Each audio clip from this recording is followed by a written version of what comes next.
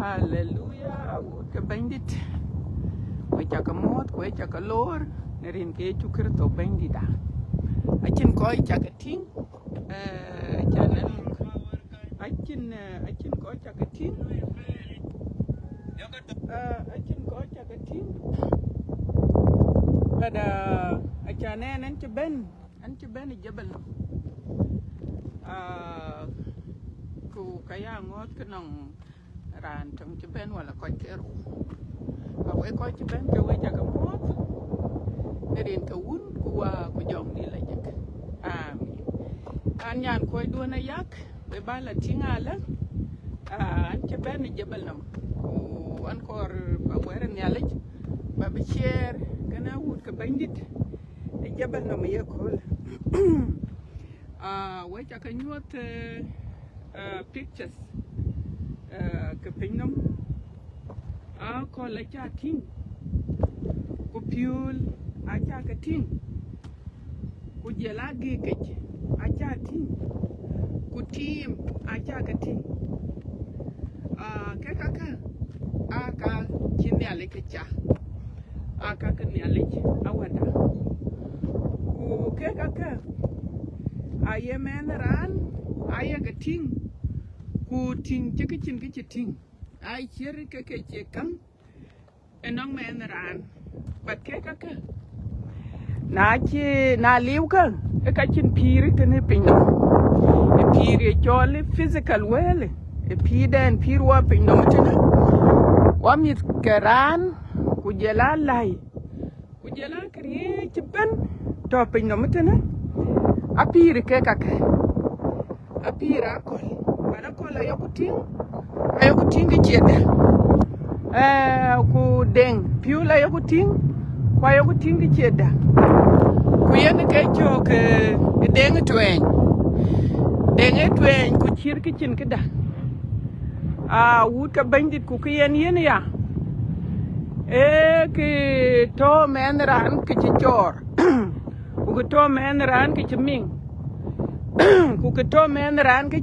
jam ki ping nong nyalich. But ke ka wa yen pir. Ku ke ka akor ben kan nyalich ya duwa lech. Eta to ka ben. Ti china kol. Ke ti ma ki chil. Ku ka no na ki chil. Ku ke kapir. A chelo bi de piu. Ke kriye ben to. So kol emu himarit. Ene ke no ke chil ku no na yella ye ke cham ku wo na ba yo ko chom. Oi pir na. Oi pir na. Ka kol ene ke chil. Wen ke chok deng ya. Deng ku chi toy nong piul ya ka tinga tene. Ka chin pir. Bada ye men rana ki ke ting. Ka ye kam yen ke roting.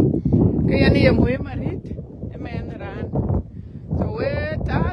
kor be nyalich. Be adua lej. Ku ke ka ya ka tinga tene ka. Ben we ka nyalich adua lej. Eta to ko ben. Wa wu ka bandit. Ti chin kai ka chin piri tene pinno. Ku ke nyalich yen ke chake. Ku aye nyalich da pan nyale lwele le piden to wote ne pinno. Ma men ran ku jela kok to tene pinno chika cha. Pinno ma betuk. Pinno ma bijaj. Pinno ma beluk. Una le pinno lu. Ke ka achiran be ke beting. Ya kol chiran be ke beting. Ku yen ke cho ku yideng ku piul. Ke tim ya ke ting tene ka. Acha ping bo nyote. Aka be nyo. Ku yen ke cho ke non. Non be nyo. Ku piu ya ke de. Ke wir cha ke ting tene ka. Be non ka be luntin ku ka be kai. So yen piat. Bu wil yen ya linda pan ya le ka le wok. Bu ka ya pi. Ku du ku ro to nongin. Achana ye wel ka nong pide. kanong pir da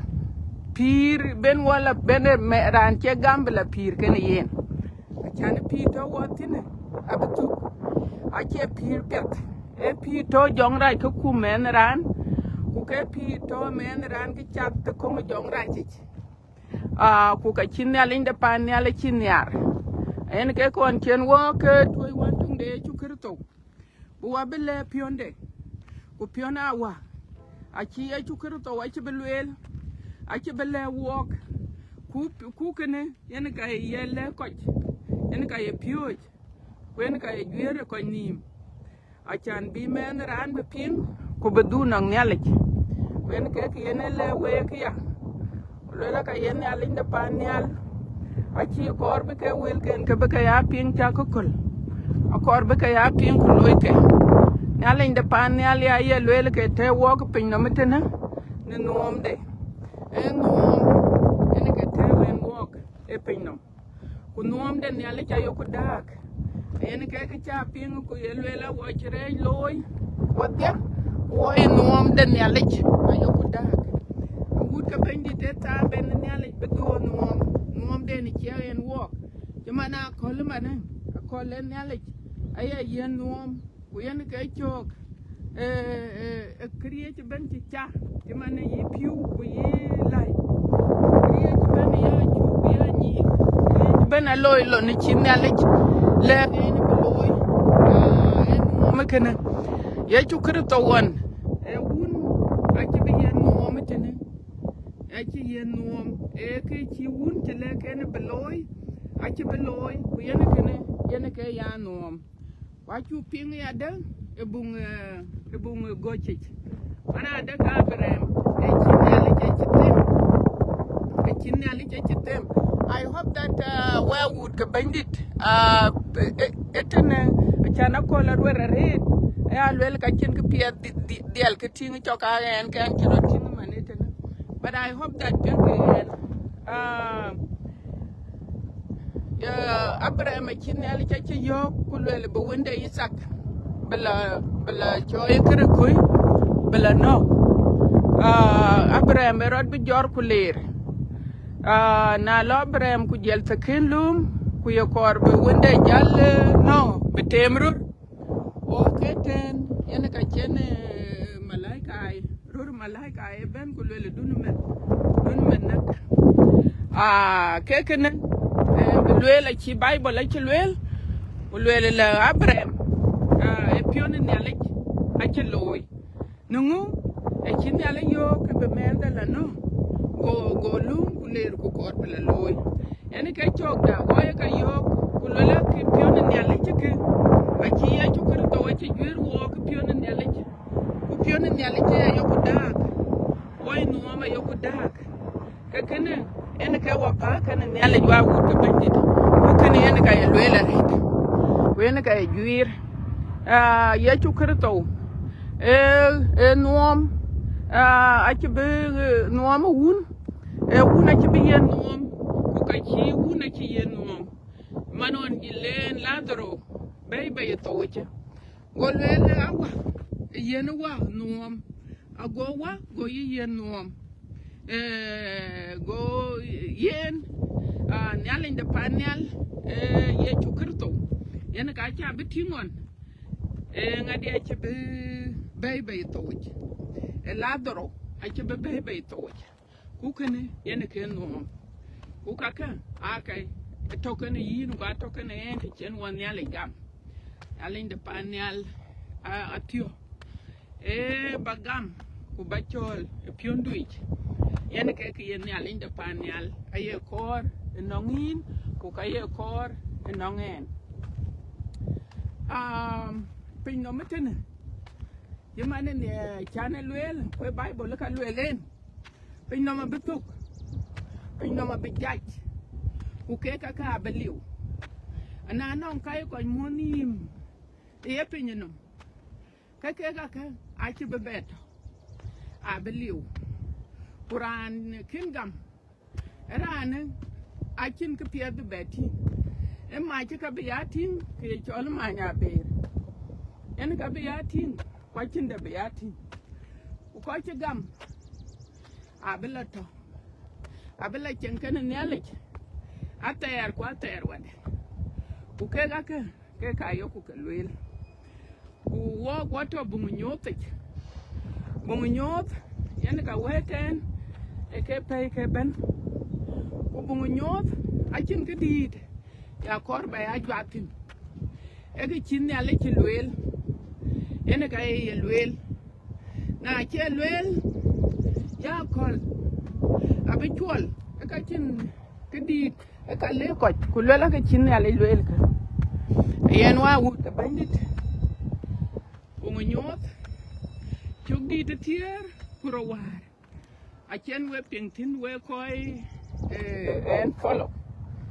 a cha ping manada ka darakon yen tin ko babay wari ku wer yen ale lwel ka babay wari a che wer pi we yen pin nam to wotin le etene yen ka bien beitin rin ke darakon a chu ka lwel darakon anong rin ke ku lay anong rin ke ku jela nabi da duom anong rin ke wa chen wa ka jam war ku ke ga ke ka be benia darakon yen chang den ke jarach ku koy rach ku dom de chwalich yen ke wun ku lay len babay e pinam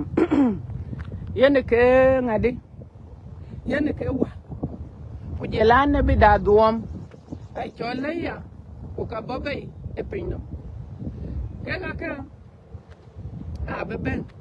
ku ke ka yen nyalinda panyal ke ka ye ke le wok ku le bu ko nyin tit elay ku ke yen ko nyin tit elay a chana bokana duom ku ka be pinam be duom yen abeben kana dunke ku ka ben kana meleke ku ka meleke ku ka dunke be ka yuno a koy ka pinno mitene yene lay man yene ye atir de krito u yene ka yetong le ngali chola antichrist yene abeben ke ran a chibinyi bata bajala nyi luode yen ka bine jalnye wache ka le kulala nabi kiden ka ken bi en kek akor be darakon akor be dor kor be darakon be dor ku yen ya da kor be dor ku tikene loitin acha ping bible chane yen jongra che ye kor be dor kor bi cha pink ye lwel kor bi chen nyalich a kor be kum a yen mana be bena be ku ka be koy ga pinno ma be ka dom ku ka be dore ya so yen a wut ka bandit ke ka aka be loy ku ka yen nyalen da pan nyale ye lwel be ko nyin tit a dom a chan ya dem kan ka won chen ka dom en ke men ran bi chalon agut ye kul when ke chen chat men ran re che agut che kul aka yen ali che yel wele dokorot ber ba cha dom kerero dokorot ber ba cha dom achan nyalin de pan nyale wala kriye che ben yen akor bu ko to ke jais anatin chit ke mia ti chin ngai dong pinam wala nong ran ba ngay log dai ye video e chen nyalin de pan nyal chen ko jor ku log nong ran log video tin e ka bi video ba kun to yen abe ben bi ku kuma pinam tena wa ba kum kana meleke ke ye lwel abe ya ping e ke koika ku loika and so yen ngadi yen atir de kerto man yen ye antichrist ka be ben ya abelo che ke be nyot ke che yunam wala non ke che moinom wala non ke chiro loye ka bi cher ke to ku kene ekra dom a chana kor bedor ku kabuting ti chena beloit yen won cherot chen ye nyot ko chi pin no ma chi ting social media chi man dai we kitene social media abiting ka che kanom den win che wune abe be pial ko abe be pir ku kene yen ka ben koch yen ka ben ke gamarit abe lela wo yatinga abe ga yarit ke ko ka pinnum ku ka be dara kon lela ka be dara kon abi ngade abi dor so kene yen ke te ben men pinnum ko ka pinnum yen ke te ben ke dara kon ben ke yen dor kene so yen etung ka kabi en cake babu kum ko be darakon man yen ye wun be ngadi be cha dor ku yen jong raj ku ke koy to ken jong raj acha ka tingai kan loy ben ngin ay ngin yarit na ting lara pe man ku ting muslim ka chu ngin ku churan temrut ku yen ke cho ke jonga be ben mi abe ben ken rier ci dara kon yene ku ka be ben ku rier de na be loy tene pinom ku ka ben tiam ke den kor be loy a wut ka banjir wacha ka yen tiam nyale inde pan nyale wa yen tiam wa yen tiam ne rin ke chukrito kuna ye tiam de ne ke ci yen wo ke rier ci yen wo ke nyale ku yo ku yen exercise ku yo ku loy ka jong ra ci le bu ko tiam ku ke ko ra ci le bi ko tiam walk riede na korbu ya exercise rier ci yen walk ben ci ya kainum waccu ku ben walk ja ngadi karwar bu ko ya kaini yake kangu ke kaka ke jara so waccu ka yer bu ya tem nyalin da pan nyala wa yer non cake cake yake riede ne diterieda ayen yak ried won yak exercise kiran bay ci bible ci lwel kulwel le wecha ka yer benwe ka ja benwe ka koy be ba ka ya chapel riera chukor bu loy mel ana chabay kaladem barrier by exercise over you but they'll exercise over you ku kabijal because area ci yen walk what you be a die area dara kon ku yen lokuping ci man ke koy ke pin nom yaka area dara kon yen ka bi ping ku yen ka ben area lay yen ka bi ping ku yen ka ben ke dara kon yen ka ben ke yen door wa wut ka bandit yalla inde pan yalla wonde tuoj walwele bu wonde bu ping tok ran wonde gam rana benang pira ter wen ke gi chap tingtene man dara kon ba ran be dara kon gam ran abla manya bir ke ka ye ka le wo ke ka kulwele le abuto ken nyalek wa wut ka bandit yen ya delay ngadi ben pin no meten achi bible achi le walk ka wi kor be ka loy ku ke ka ye ka le walk ben walk nyin tit yene yer ben ya lat so ben ya le chabi ya lar ku ka be ka to pan yal chem pan yala be ka ya lar abu ko ja lar yene kene na non ban ya ke tin ya ke latarit ku yen ya le lar o ka we kor ba nyin titi yen nale inda pan yala wala ka bi lay ka loy ku bi rane ba ka loy wala ka betong ba loy kene ko tie ku ko tie ye yinga ay mit ke Israel abetong ba loy kene mit ke Israel ku jela ko ci nele gam ci to ke ye kwata Abraham ci manden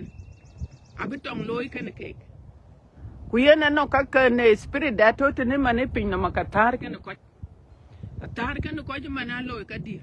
ayin ko bi ka yin ko che ariyo ko we ko chin ku ka cho ko lui ku de le chen mana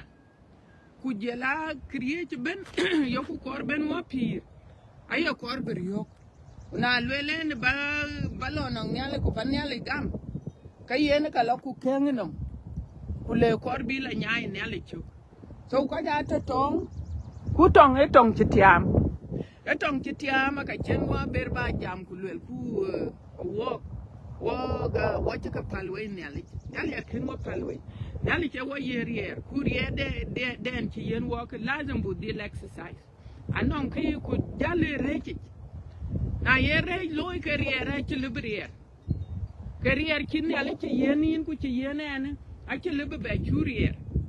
e ba ci jale reki ku ci be captain career a be token yin wa wut ke bandi kwen ke bi jong ra ca be exercise ku jela koy ku jong ra a barrier a bi ben ku ka bi exercise mi atele en be so yen ya de alwela ka brot a ben no mal yare na ka ni yin la kwan ke yin la ben no mal yare so yen na nong ben ya ke ting ya ke nom la yare ka wel ya bu ku ka lwela ka be mata beloy ka ni jor ka na ya mi ake mene abela ku le tem ko ku le la lo nong Israel ku le Israel le jordan so kene aka ka le Israel ben ke nyin tit ci bi tegune ban be ben ke le o yen ke metda bada jan Israel ke aku nyale ku wer nyale ca cinyi riede na yak loy ke ker pinnam na ci bande pinnam le yin Israel dun kene loy e ka ci loy kuna yen nyale ci jam ci banye pinnal lel bañ da pinnam ci le Israel ku le dun kene loy ay ka ci loy kana ye ker nyale ci ka ci pin to yen ke chur to kene ko ci kene wen ke min to kene ko ci kene wen ke to ken so wa wut ke bandi te ke ci lele ye bañ e bañ a chen ye chukir to a chen ka ju lel ku ka chan ka jamtin a cho be jamtin re chen ko cha lele ye ko dakare de videos ba pat ke ka yit ran bi pinga ba pin kuran bi dakka yen anong landa be ben be pin mate ku lana ene ka chol ne bi adom ku ne bi adom e yerier a ci dara ko ne ci yerier a ci yerier di te ben ka di be kay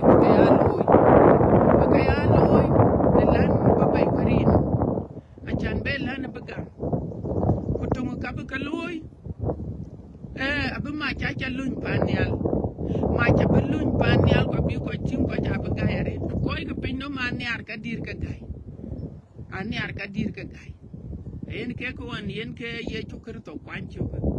ka ye chukir to na ci ko cha pel ko cha gayare ku do en ke ba beloy ya da en ke bi jong abe beloy ne bi da duom den be ben ken yen abe ka dir ka gaya abe ka loy man chen we ben mo ka ping ba choya aba kwen ku ka chin ka dit ban ba wete ama cha luñ panial ku yene ya da dara ko na bi cher ke ci yunum ko bi cher ke ci moy yunum tong den jiem ko bi cher ke ne ci wunt tong lengelit lakini kana benno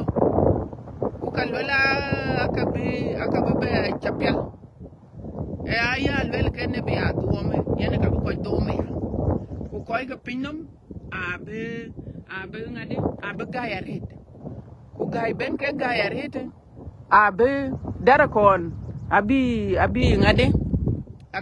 abi dor ku ka be lay abi dor man yene ya tir de kerto abi dor to yene ne be adome yene ka jalto nyene jongdi lejik e ci nonke ku jong di la jigen kana to ran go to ran pio to ran e kingene yen ka yin ka dir ka gai lew na loy ayen ke chok yen darako kana tir de kerto ku jela yen ne be adum ke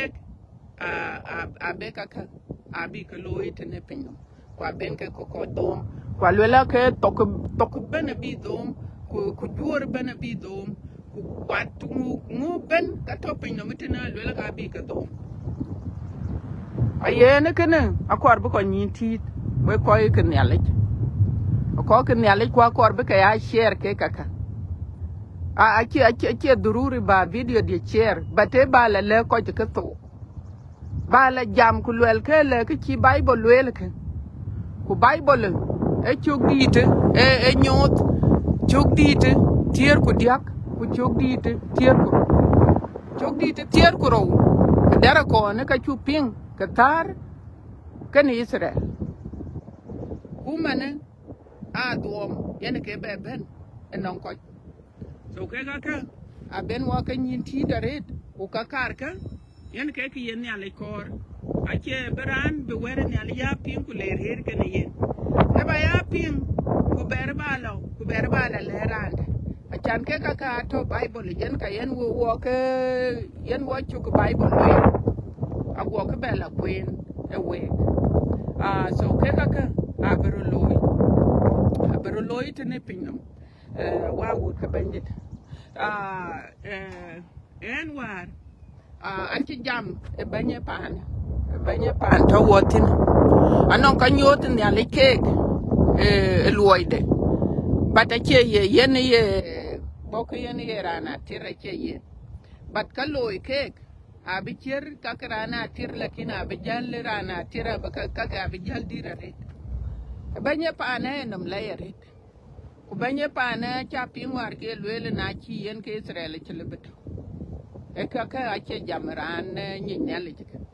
e jamran e nam lay ku kalwe lay tato ku bana kor be berin ka bi dungu pinnam bakana loy kwa loy metman loy met kana larab ku kanong koy kor bi ena pin ko ki manwar Venezuela e banye Venezuela chilo kule jor kule bay ku bi ku may ku ye kor naib de bero chire go yo telefon naib de kin ba jam ku te kul e ke ye banye pane lwele ne ka ye loy so we yen banya bi yen ya ku ka kor ben ko nyintit ku ka chi kor ke chien ben ko dom ngadi alwela bi non ke bi chuij ngadi chaba de lay abi chuij a cha ting man ko ke pinnam ban ke pinnam ayene ke ayaka thot ci man panda man na lor man ke yin yu ke statue John gara eta watoten alle batin ben ke chok Bangkok statues ke ni Abraham Lincoln tene America statues ke nato e ke ye koy ke pinnam loy ana la ke ting mia ke lele ran ke lele ne be da duom e be ran be loy ngade be loy statue betong ko begwang o ke na kor ben ko nyintit a chane ke na lwela be ador ku ka lwela ka bele ko ka pinnam ku ka bi ko ka pinnam bi loy so kuran be dor ay ko kenirin ken got ne bukej e bungu pire ke ka be ke na bi loy ku koy ci gem ci kurbi ping e ke wil le nyale ke koka ke koy ke ka be ke ka kaloy koy ke e shama na cha ka tingwa wut ke bandit ay dur e ka ci gwang ke ka ay dur ka ci gwang jatin dara ne jal kon na lo ka nang PhD kwa to ke bandi ta wa ka mu ko ku ke la dur ka e ka gwang o yen ka e chol ka chur ku ka yen ya linda pan ya le chur ato ku yen a kor bu ko ben be chur akor bu ko ben be chore ku bu ko ben akor bu ko ben no ngene chan bu ko be chore yene ye chukerto kuna cha ben be chore ke ga kan abaka yanyi yalin da panial abi yen discernment ku ka bake ya tinke kaka ku ka baka yanyi kuna lord wom le ben kaka chiber baga ai tung de yera ne na le ben ya ka yen ne be de na duoma bitoka ne yana kuma dai ka chirma ne benye pane mane non ko to kuma dai kero ka ko jam chinyale gamaret ran to ke naim de kuran to ke benye barlaman ku naim de ka war to go ben be ko lweli chinyale gam ku go ko la jam Israel ku go ya benye pane yen go la leino ku yen go wen ka piet ka la lwel so ko bu ko nyina ti ka bru loy mi te len yerane te len be ku ka ya ngod mana de ke rane ku le ben ka wo ci betoten ba da piet be ka ping man a chane ta nale je ci koy kum nyi non e ci ka a ken koy kum nyi ake wil ka ke to ke kum ba de mane a ci be to ke kum chane ci lwel ka be ka lwel kul chien mana to e kul chien ke ci tiyo ku ka kor birane ben nyi e ke chien ka kum ke chien ka chanyi ke mana to kul chien e tiyo ba wut ke bende and so wa kor birane ben binyi e kene en an bi jallo bible an bi lo bible nyalej abu pionyi dintok ku jela bible den ben chan jam tinaret ci jam tinaret an ci bi chu jal be jam tinaret aba queen ku ka ba ping nyot chok dite tier ku diak chiera bu gol chok tine tier ku tok ku lo ku ko ci tok de yen ka ben wo ko ma lech an kin ngadi akenting cha ya lele akola ri ar ko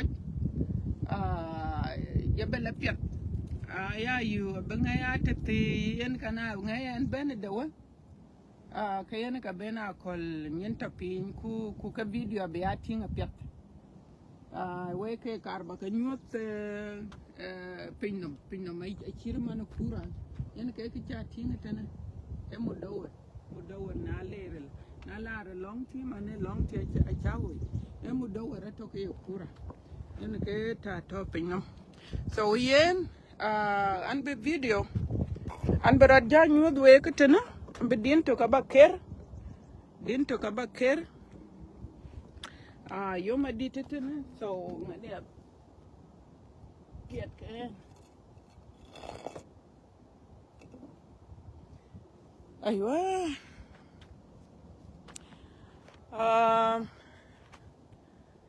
yeah okay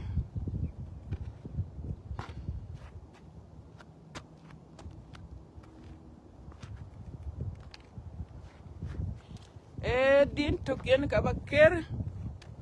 ambra chor we ma antu kutin dia cha be chan ne bo ngadi ne ya tin ya le ke be nan ken chap pe kol ka ya tin ke an chol ko we chen o yare pyat cho ber wel nam tene da nong te berat o dia katong ben anyway ki muhim arite ba wer ba ping ba wer ni alej ba ping en ke muhim arit kuna piang ke yen ka ena cha ping ken ga chen pet tiet ken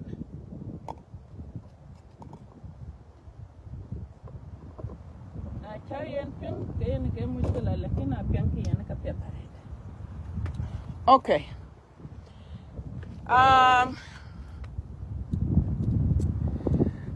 din baker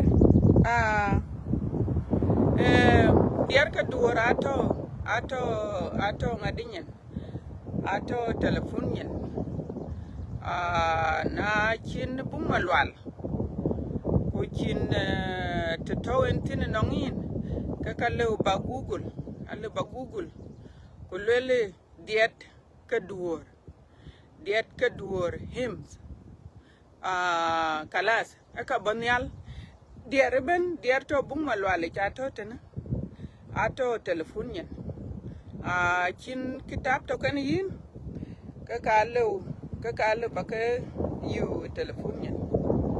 I to in order but diet you chatatin nong din ya kor tin na nge liu da we okay kan be din da baker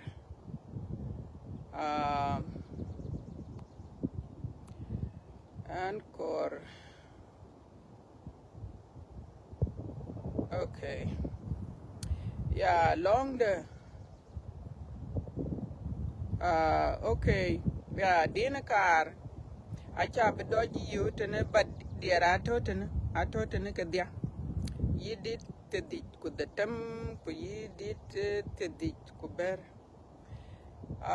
din kar baker akan you so one bedin chayo tana baker e jamala rane ben ran cheng tiom no mayeng ke korpio loy ka ke dit ke kunom de ben ke pin nom cheng yu ku kayu ku chung ne ni ke ya chele che ben ke lu ya te brot ni lan yen ke chen beto nga ke rot kor jong tinde jong ye ngot ye be ye pir ku beton de tit ke chem tong ra le man ye ya dor ran ye cheng le pinkene udun yal du cheng di du enyen kwang ne yin tera che yitwo ye chuwende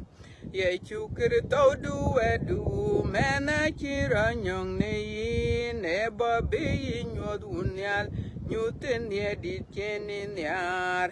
e chorot janek bapir e chorot jadui badem e chorot jatip katuk ton la chwene tiamager hallelujah hallelujah praise the lord wachinyalinda achu pion nyalinda panyal aye pion yen ka yen ben so chiman channel wek kiye korben go ya dur ko dier ko ngoben anan ko che ka peloy a chi ka ta internet nyen lakin ken india war ka an che dur den e chol bor dialect a chatin ke korbea ke che korbe be rod be ayo pet akoy ke chro loy wana loy google ka ban ya la pet ku dojo batemane guchi tong padang e be nang difficulties a chero te be dojo but ngadi kadang social media ayebe ngadi anong ko rutbe tem ko ber kang dik so yen wa be jalo bible date ko bible day ne yakole man ne channel wel ato bung ngadi okay ato bung nyote ku ka koy man bero lew itene nonge na chane kene achine network okay so mane akira lew cha network lew tin so aba betem network ato e telephone jam woy wen anong telephone de totena aba tim na lew tin okay ka ne cha ka jwir ka nong yin ne bida duom ku ke beloy yan ke ne jamen but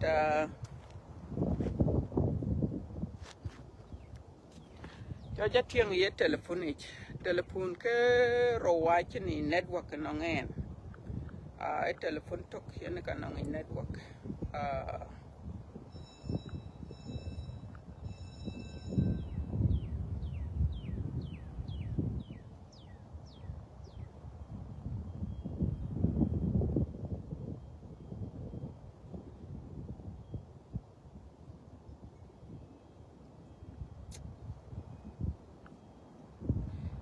aiwa okay nyala in the pan nyala chakun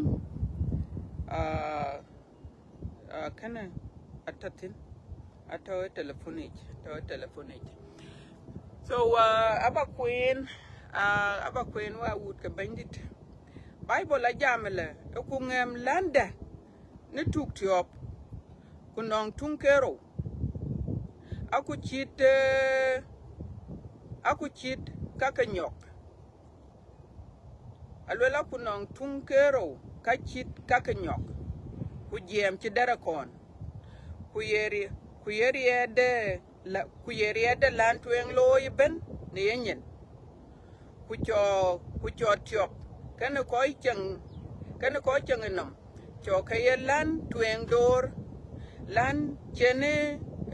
yum tonde chok dem aku ye chidi loy aguti yen my chok bopin nyal kangem no ko nyin aku ye koy chang tiom nam ye ka dom ne chit chikayen ne chit chikayen bikaya loy ne lai ku ye koy chang tiom nam yok ye big loy ke tum bi lay big loy ke chitong lanong kip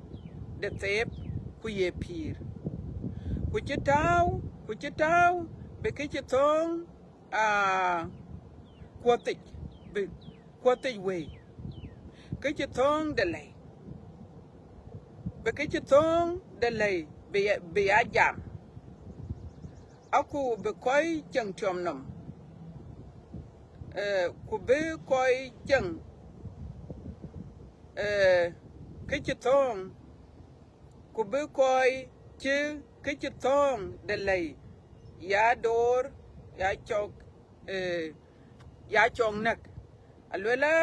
ku be koy che ke chitong de lay ya dor ya chong nak ku cho koy kedya koy ti ku koy dir ku koy nong kang kana ngang gup ku koy law kana koy mach cho ke yen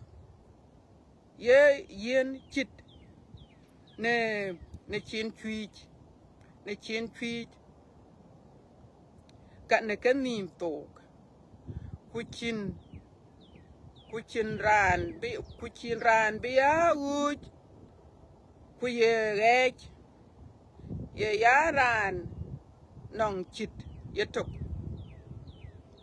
ye yarin kalai kachin derin ke so alwela ku chin ran bi ya uj ku ye gech ye yaran nong chit ye tok ye yarin kalai kachin kalai alwela nyin de kan eke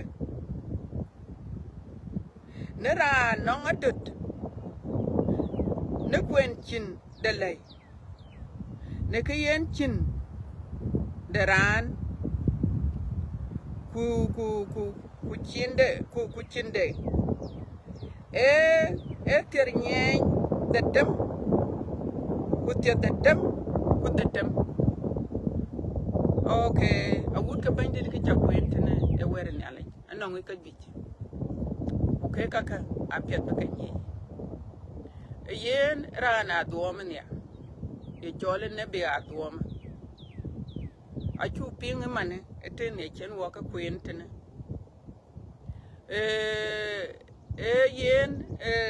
yen lay anong ka ye ka dir ka ga ye ka loy lay no achan belay bedua le ko belay benom so ke kaka tum ke kaka kabka loy tene alwela tene achu ping tene elana alwela ka baba itene tiop so baba eran baba wayi tene wako ka pinnam kuyen ran a chi Bible alwele ka chin nyok but anong nom tung ya kurur de ye jam na jem ka jam chi dere ko so kana cha jal go ting mane ran bo ke ran atom a bo ke tongrod ye chukrto a chiro mane nyok ko amal ye chukrto yen ka chol nyok wo go ya ba ma le kin kre ji loy ba cho ko chno so yen kana abe ben ya abe ben abe kon ben ti mana male bata lola ben ko nom nom ba ma le nom chentu ku yen alwela be jam ci dara ko ku jam dara ko na nyeka chu ping ne ke lat ku ke koy ke ne le je wit ken ke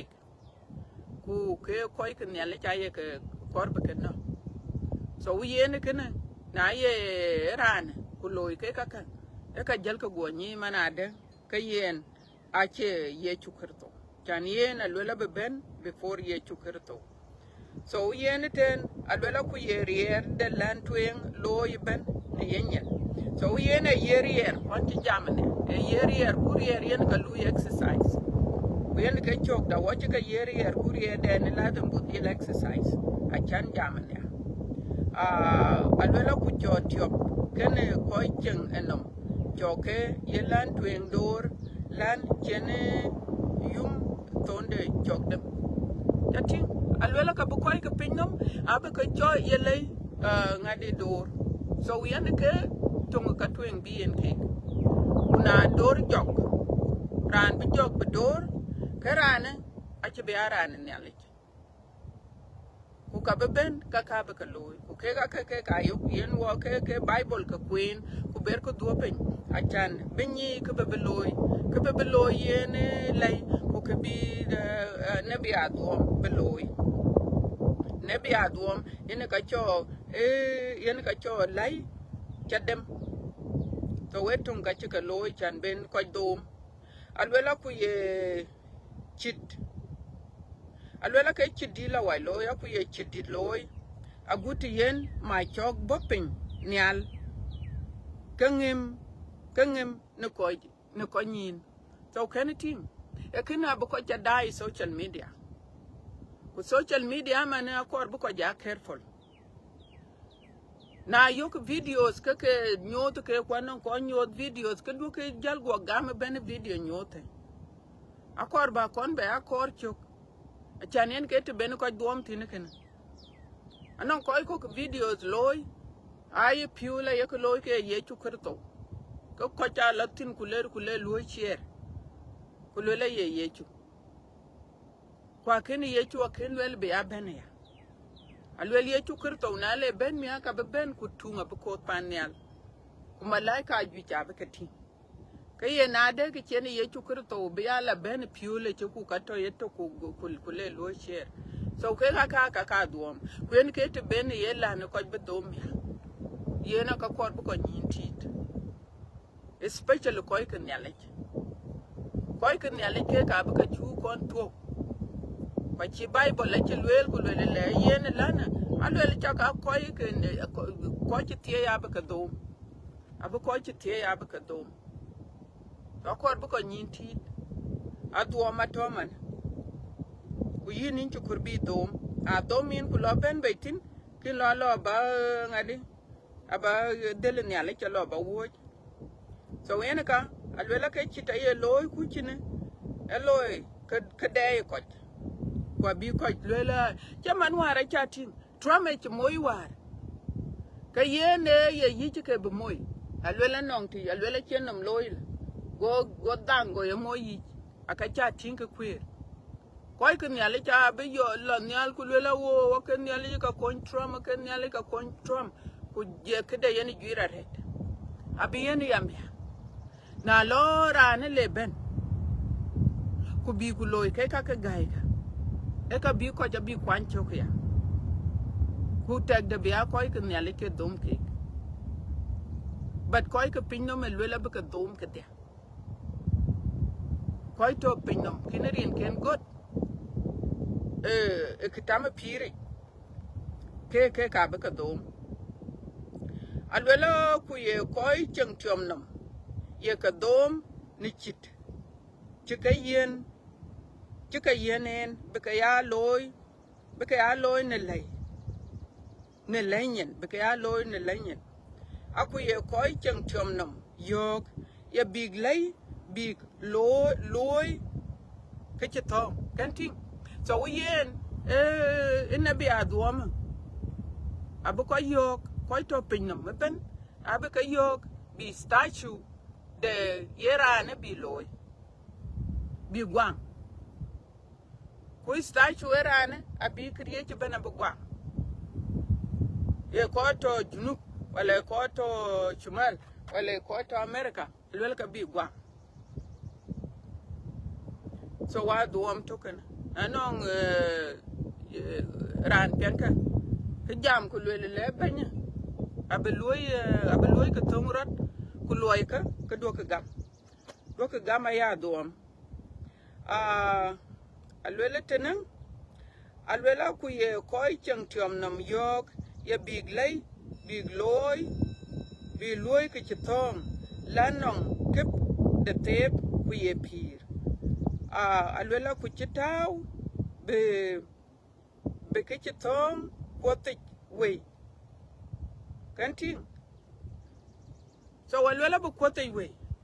e ka chitong man yene yekin e chitota alwela bu potik we so wa duom de kana duom de bokan yene kana yene be duom anong rieden ki yenen ben yen e ka win yene ben abu potik we ba be pi or yene ka den che ngadi e ka che gwang alwela bu potik we ku be pi so ke ka anyi ju ke akiran le be kana loy kai ye ka loy chan binyin ka ti ku ka che yit long ti yin le baka da ting mana yin le baka da ting ku kanye kiche yi yani ka te bene loiten anong ko de lui kan mana non ka ye ka loy ku yin gai elwel ka ye ka loy yide yene dara kon yin ke ka loy alwela ngade alwela ku be koy cheng be koy che ke chitom de lay ye dor ya chong nak so yen ya da koy be dung tene pinyam yen elan ngade nabi adom abu koy yok be elan be dor ba tir de kerto be ngade be dor kwa lola ran ki dor alwela ka biyana e kene yen ke yelwe pira braj mi alen ran len ben pira braj special wo koy wari panda man wo che ka wari ka gwanga a ka nyo won alwela che ka nyo ka chiran be chu gam ku lele be ka che gwang be thot kuna lore kinak kunang beni no che nang pet acha ka ting man ke lara bai ko ke bi te se kwanong nang ko ye ko no man che nang pet ka yin yen ka yen alen de pan ya le lele bar no ngen una before ben ye chukuru to ben e ka bo wajor wabla pan ya wabla to ken ye so dung ben ran dung penyitene a ben ran logum ache dung bin lele mendu abakon wache dung le bin jam ku lele mondu abakon wala tendu abakon abiange ka yende tane ka chugot so yeni jonga abakon no etungu ka chilwele kaka ran ki dara kon be ador ran abana so ek bro loy kana e kul chien ku ka cha pin ke kwen alola ku cho ko ka dia ko ti ku koy dit ku koy nong kan cái ná ngang gup ku coi lao cái nó coi mạch cho cái yên chít nó chín truy cái này cái niệm tục sau đó below ya đây yên nó bị ádùm alwala là cái bữa yên chít alwala là cái bữa coi cái pin nấm ya cái bánh ya cái coi nòng view cái ya cái ngang cái ya cái duar kango alwala juru ben ku kwat ben ku ngu ben agu ci ko ci ka mai ku koy ken ka mai alwala ba ka yen cit ku ci na alwala ba taw ko ci en kay ki cha pingi tene waye ko ju ci ka luye e ci na alwala ba taw cin fi ku ka alwala ba taw ranam ku kay cine na ci lum ki ni ci le bagu bala suku lela la go suku la ci yin ci la go suku kuna kiela nyuot kin ci le baguj kuna liu nam togdu kin ci le baguj kuna yerane ga ci kan ye ngadi yerane business ke business du in between business because alwala yin ci le baguj kin ci le bagaj so pira biri ertlene rane ben kuna lwele en ke ka cha ka beloy kin to chok ku kanon koy kok ben rana jame men dia cha korbe to kangwan balum chatin ke ka dia cha do me ya ku ya men du ku yin we to achin ke pan ko the only way e brand be doj ben nong ye chukir to man brand be doj ben nong ne le chimane ku lwele yin ye chukir to yin ta gam ke yin ye dulangi ku pel ke ka ju ye ka ti bible ta yong ye ne bible jam le ya ku ke ne ya ku yong ye ro loile kon ben nong en ku bajal be ti kon ben nong en ye chukir to ku bajal ben a cha ben nong en kon chol pidu ku kon chol piondu ku lwele bar yin ye chukir to bar piondu ye cha nong ka kar ba ka ti yin ku jelti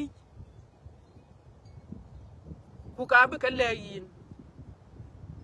so wache yen bin lwele ke ka chien ke ka ken ke ka cha ka ti ku ka chiran ti ka le yen manan tin yale cha chaga dunu lo yekena bar ku ti yen nyale yourself ti ku ka be ka le kin because a chin ki ye moni yen nyale so dunu rot cha pin ke be log raj mi anong yin o yen wa gut ke bandi pira beraj ran che statue ku chi ki tong ye dor abeno nang ben yino ake ke ka nyichi ku nang de na raj number 2 na kane ngade lom yichin echin bitawi yichin kwa lele chol detem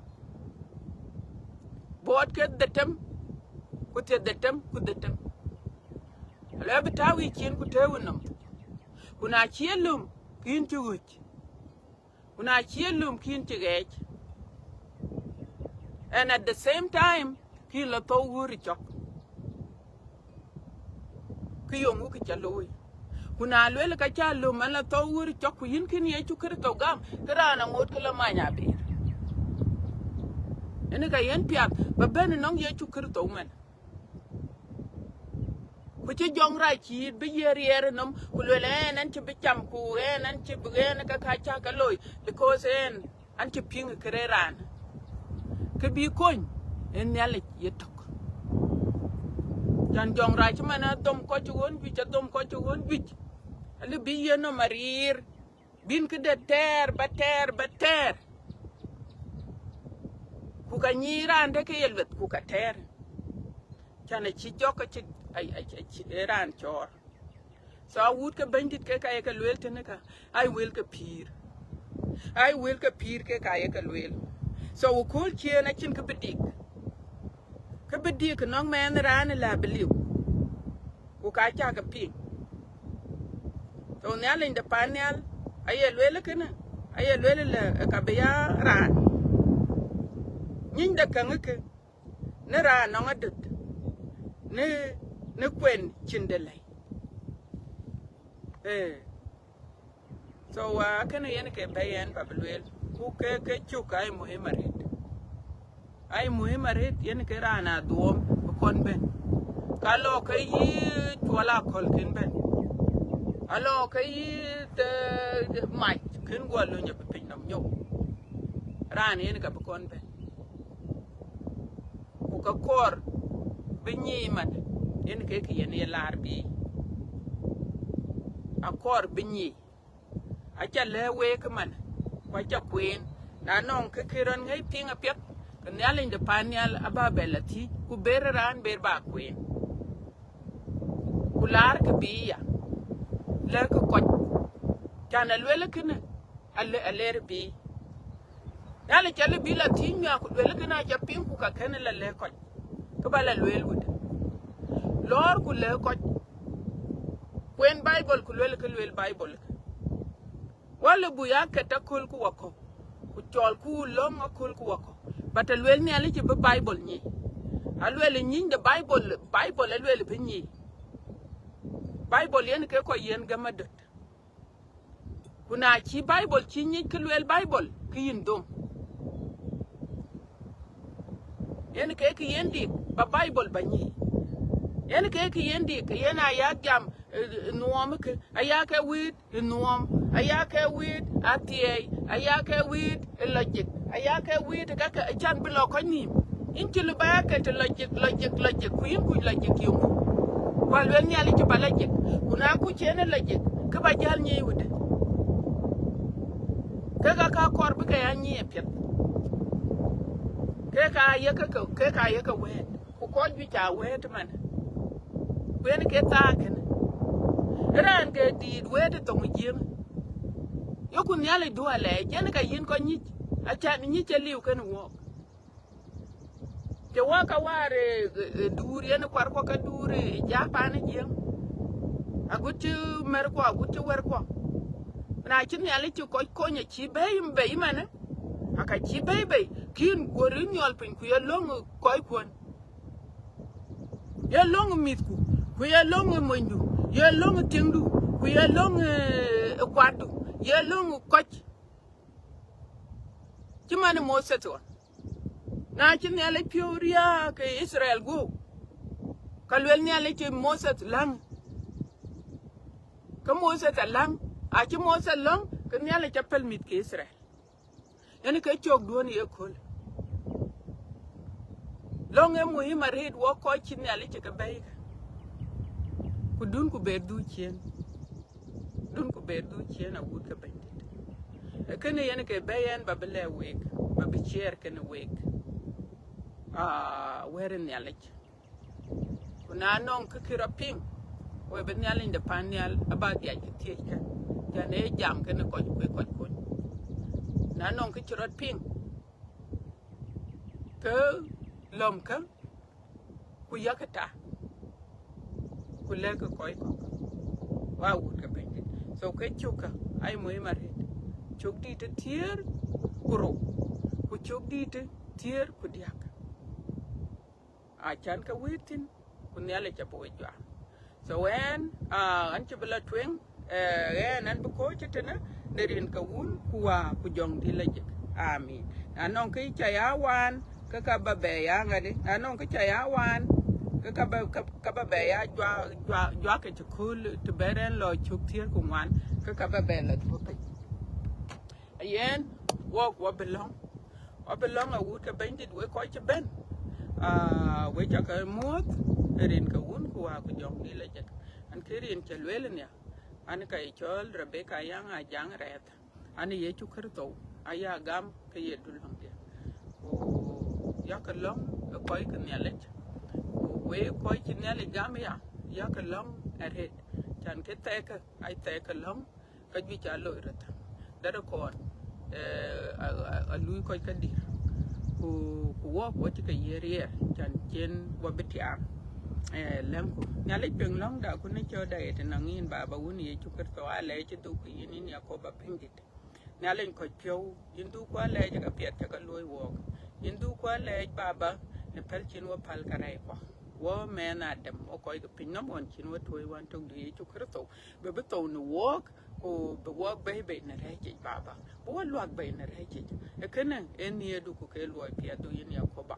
yen in du qua lệ baba in du qua lệ na ko lun re in du qua lệ baba ne yom in du qua lệ baba ne piol in du qua lệ baba ne deng to nyon ko to nyen katin a chan ke ka ke ban ai kai wa yen pir te ne pin no baba o ke ka a ke ne ka kon cha kai baba in du qua lệ ne ke chin wa jatin ko chir ko baba ko in du qua lệ baba ne ke chin wa ke lui we du cher ye ko baba in du qua lệ baba ba ke wil ka ko cha ka le wo ka bi la ba ke chom wa pio din ya ko ba kiran wong nong riel ba ka chom e yin ka ba ka chom ba yin ka ba koi ku pai yin ka ba koi ku champing yin ya ko ba pai yin ka ba koi ku be ja lo ke wel ka bi ka bel le koi ku ba ba ja ne ja wel ka wel ka la na ba ka ki ba yan ka yin wo ka te mare ke wel ka bu ka lar bi yin ka nong riel yin ya ko ba pai ba ke ka bi la be ne riel wo ko chiriya le ben wo ke ka lar bi ena token wo yin ke ka la bi baba te ka wut kun ci ben ka baba ko wut kun ba bela dai baba ko ku koy kun ci ne le ci yin gam yin ya ko ba ben yen warrior baba ai chane ke te to wo ka tin ka a te ka tom yen warrior ben wo ke re ya tiam ben wo kai ben against us bu ka ya tiam ba ye wo ka gel ne kai kurbi wano long tin ku long bi yin ya ko ba ben a ye ka tin kwa ye ka nyi baba yin ye wagel na kai kurbi wade bin to yo won ku le ye wok be ya la de pa je wo be ka de ba yen ben din kai pyo no wok yin ya ko ba ben din no wok je de ke ne jong rai ku du na ku du ne ka je de ke ke jong rai a wok wa ka be ko la de ko be ka la pe no ya le ki no yin ba ka wil kun ka ke ka yo ko ka kwan cho ba ku ka brien yin kana cho tie yin rin ka wun ku wa ku jong ti la je